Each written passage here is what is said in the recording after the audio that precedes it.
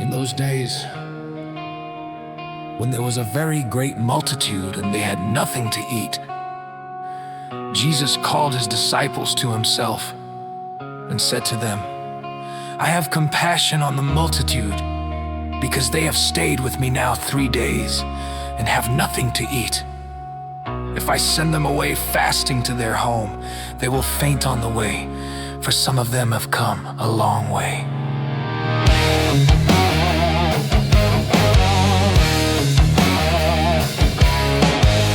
His disciples answered him, "From where could one satisfy these people with bread here in a deserted place?"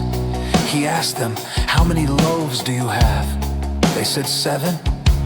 He commanded the multitude to sit down on the ground, and he took the 7 loaves, having given thanks. He broke them and gave them to his disciples to serve, and they served the multitude.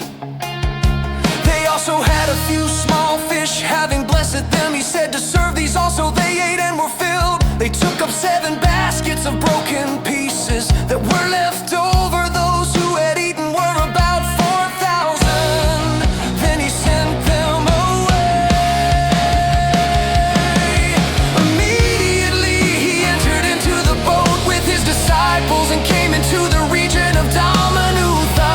The Pharisees came out and began to question him, seeking from him a sign from heaven and testing him. He sighed deeply in his spirit and said, "Why does this generation seek a sign?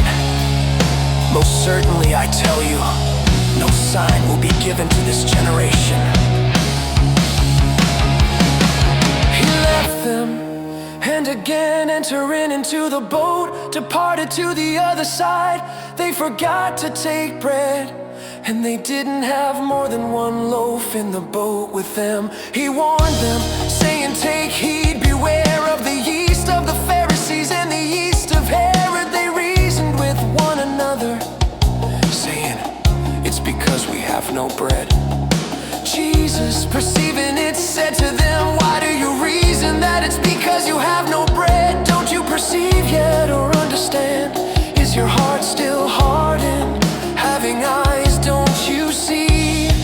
Having ears, don't you hear? Don't you remember when I broke the 5 loaves among the 5,000? How many baskets full of broken pieces did you take up?" They told him 12.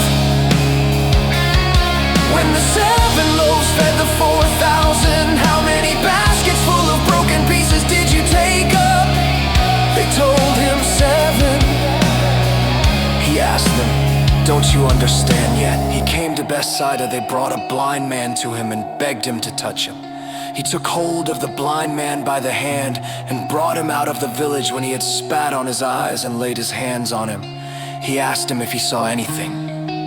He looked up and said, "I see men, but I see them like walking trees." Then again he laid his hands on his eyes. He looked intently and was restored and saw everyone clearly. He sent him away to his house, saying, "Don't enter into the village, nor tell anyone in the village." Jesus went out with his disciples into the villages of Caesarea Philippi. On the way, he asked his disciples, "Who do men say that I am?" They told him, "John the Baptizer, and others say Elijah, but others one of the prophets." He said to them, "But who do you say that I am?" Peter answered, "You are the Christ."